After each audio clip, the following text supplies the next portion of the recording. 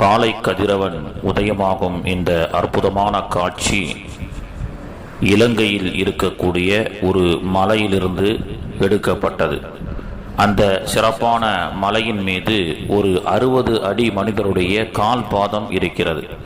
அந்த கால் பாதத்தை எல்லா மதத்தவர்களும் தத்தமது புண்ணியஸ்தலமாக கருதுகிறார்கள் என்று சொன்னாலும், யாருடைய இந்த கால் பாதம் 60 அடி உசரமான ஒரு மனிதருடைய இந்த கால் பாதம் என்பது ஆதிபிதா ஆதம் அலைஹி வஸ்ஸலாத்து வஸ்ஸலாம் அவர்கள் சொர்க்கத்திலிருந்து இறக்கப்பட்ட இடம் இது. பூமியில் இறங்கிய இந்த இடத்திற்கு இன்றும் ஆதம் மலை என்று பெயர் சூட்டப்பட்டிருக்கிறது.